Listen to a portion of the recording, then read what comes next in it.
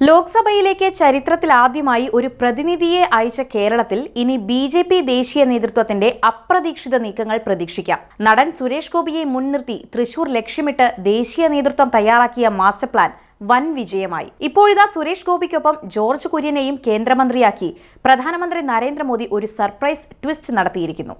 ക്രൈസ്തവരെ അടുപ്പിക്കാൻ സ്നേഹ സന്ദേശയാത്ര സംഘടിപ്പിച്ച ബി.ജെ.പി. തെരഞ്ഞെടുപ്പിൽ ഏറ്റവും കൂടുതൽ ഭയന്ന മണിപ്പൂർ കലാപം ഇഫക്റ്റ് തൃശൂരിൽ ബാധിച്ചില്ല. അതുകൊണ്ട് തന്നെ ദീർഘകാലമായി ബി.ജെ.പിയുടെ അടിയുറച്ച നേതാവായ ജോർജ് കുര്യനിലൂടെ കേരള നിയമസഭയിലേക്കും ദേശീയ നേതൃത്വം പുതിയ പദ്ധതികൾ തയ്യാറാക്കുന്നു. മികച്ച സ്ഥാനാർത്ഥികളെ നിർത്തിയാൽ കേരളത്തിൽ വലിയ നേട്ടം കൊയ്യാമെന്ന് തൃശൂരിലെ വിജയത്തോടെ ബോധ്യപ്പെട്ടു. സംസ്ഥാന നേതൃത്വം മികച്ച സ്ഥാനാർത്ഥികളെ കണ്ടെത്തുന്നതിലും മത്സരിപ്പിക്കുന്നതിലും ഇക്കാലമത്രയും പരാജയമായെന്ന വിലയിരുത്തൽ ദേശീയ നേതാക്കൾക്കുണ്ട്. സുരേഷ് ഗോപി സംസ്ഥാന നേതൃത്വത്തെ വകവയ്ക്കാതെ പ്രവർത്തിച്ച വ്യക്തിയാണ്. തൃശൂർ എടുക്കുക എന്ന ഒരേ ലക്ഷ്യത്തോടെ മണ്ഡലത്തിൽ വ്യക്തിപ്രഭാവമുണ്ടാക്കാൻ സുരേഷ് ഗോപി അടിത്തട്ടിൽ കഠിനാധ്വാനം ചെയ്തു. ഇതൊന്നും സംസ്ഥാന നേതൃത്വത്തിന്റെ അറിവോടെയോ ആശീർവാദത്തോടെയോ ആയിരുന്നില്ല. അതുകൊണ്ട് തന്നെ മികച്ചൊരു സംസ്ഥാന നേതൃനിര ഉണ്ടാകേണ്ടത് അനിവാര്യതയാണ്. കാറ്റ് ബി.ജെ.പിക്ക് അനുകൂലമാണ്. പിണറായി സർക്കാരിനെതിരെയുള്ള ഭരണവിരുദ്ധ വികാരം പൊതു തെരഞ്ഞെടുപ്പിൽ വരെ നിഴലിച്ചെങ്കിൽ നിയമസഭാ തെരഞ്ഞെടുപ്പിലേക്ക് എത്തുമ്പോൾ അത് എത്രമാത്രം തീവ്രമായിരിക്കുമെന്നാണ് ദേശീയ നേതൃത്വം കണക്കുകൂട്ടുന്നത്. യു.ഡി.എഫിനെ കവച്ചുവെക്കുന്ന പ്രതിപക്ഷമാവുക എന്നതാണ് ഇനി ബി.ജെ.പിയുടെ അജണ്ട.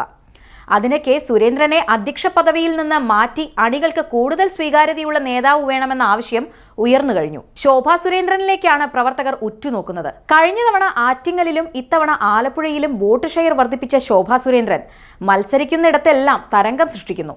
സുരേഷ് ഗോപിയുമായി അടുത്ത ബന്ധം പുലർത്തുന്ന സംസ്ഥാന നേതാവായ ശോഭാ സുരേന്ദ്രന് സംസ്ഥാനത്തെ സ്ത്രീ വോട്ടർമാർക്കിടയിൽ വലിയ സ്വാധീനം ചെലുത്താൻ കഴിയുമെന്നതും കഴിഞ്ഞകാല തെരഞ്ഞെടുപ്പുകൾ അടിവരയിടുന്നു.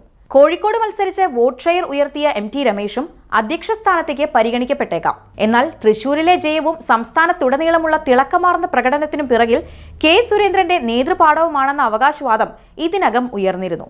പാർട്ടിയുടെ ഔദ്യോഗിക ഫേസ്ബുക്ക് പേജിൽ സുരേന്ദ്രനെ പ്രകീർത്തിച്ചുകൊണ്ട് പോസ്റ്റ് പ്രത്യക്ഷപ്പെടുകയും ചെയ്തു.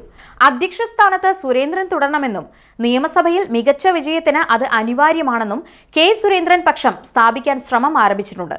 എന്നാൽ ഈ അവകാശവാദത്തെ ബി.ജെ.പി. പ്രവർത്തകർ തന്നെ ട്രോളുന്ന അവസ്ഥയാണുള്ളത്. സുരേഷ് ഗോപിയുടെ മാധ്യമപ്രവർത്തകർ ഇതേക്കുറിച്ച് ചോദിച്ചപ്പോൾ തനിക്കറിയില്ല എന്നായിരുന്നു മറുപടി. തൃശൂരിലെ വിജയത്തിന് പിറകിൽ പാർട്ടി മാത്രമല്ലെന്നും രാഷ്ട്രീയത്തിനതീതമായി വന്ന വോട്ടുകളാണെന്നും സുരേഷ് ഗോപി പറഞ്ഞിരുന്നു. ഇതിന് പിന്നാലെയാണ് സുരേന്ദ്രനെ പ്രകീർത്തിച്ച് പോസ്റ്റ് വന്നത്. സിനിമയുടെ തിരക്കുകൾ കാരണം കേന്ദ്രമന്ത്രിസ്ഥാനം ഏറ്റെടുക്കില്ലെന്ന് നേരത്തെ തന്നെ വ്യക്തമാക്കിയ സുരേഷ് ഗോപിയെ പ്രധാനമന്ത്രി നിർബന്ധിച്ച് കേന്ദ്രമന്ത്രിയാക്കുകയായിരുന്നു.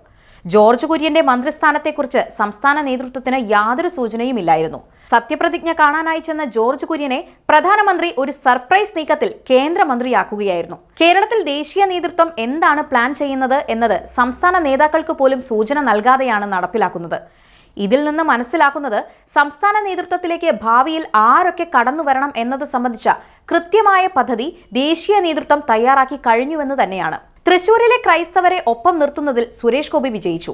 ലൂർദ് മാതാവിന് കിരീടം നേർച്ചയായി നൽകിയും മതമേലധ്യക്ഷന്മാരുമായി കൂടിക്കാഴ്ച നടത്തിയും പള്ളിപ്പെരുന്നാളുകളിൽ പങ്കെടുത്തും ജീവകാരുണ്യ പ്രവർത്തനങ്ങളിൽ സജീവമായുമൊക്കെ സുരേഷ് ഗോപി നിറഞ്ഞു നിന്നത് പാർട്ടിക്ക് ഗുണം ചെയ്തു. സംസ്ഥാനത്ത് ബി.ജെ.പിയുടെ കരുത്ത് വർദ്ധിപ്പിക്കാൻ ന്യൂനപക്ഷ വോട്ടുകൾ അനിവാര്യമാണ്. ക്രൈസ്തവ സമൂഹത്തെ വോട്ട് ബാങ്കാക്കി മാറ്റുവാനുള്ള പ്രവർത്തനങ്ങൾ ശക്തമാക്കുവാൻ ദേശീയ നേതൃത്വം നിർദ്ദേശം നൽകിക്കഴിഞ്ഞു.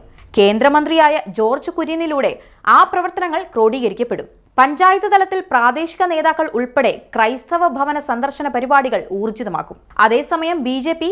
ക്രൈസ്തവ സമൂഹത്തിലേക്ക് നടത്തുന്ന കടന്നുകയറ്റത്തെ എങ്ങനെ പ്രതിരോധിക്കണം എന്നറിയാതെ തല പുകയ്ക്കുകയാണ് CPM. പലസ്തീൻ ഐക്യദാർഢ്യവും പൗരത്വ ഭേദഗതിയും ഉയർത്തിപ്പിടിച്ച് മുസ്ലിം ന്യൂനപക്ഷ വിഭാഗത്തെ ചേർത്തുപിടിക്കാൻ CPM കാണിച്ച അമിതാവേശം ബി.ജെ.പിക്ക് വലിയ ഗുണം ചെയ്തു.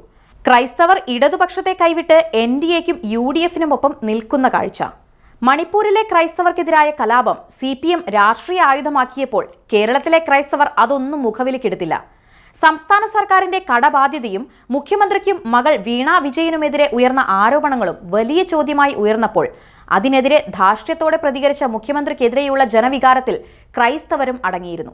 ഇപ്പോഴിതാ തെരഞ്ഞെടുപ്പ് പരാജയത്തിന് ഇടതുപക്ഷത്തെ വിമർശിച്ച ക്രൈസ്തവ പുരോഹിതൻ ഗീവർഗീസ് മാർ കൂറിലോസിനെ മുഖ്യമന്ത്രി വിവരദോഷിയെന്ന് ആക്ഷേപിച്ചിരിക്കുന്നു.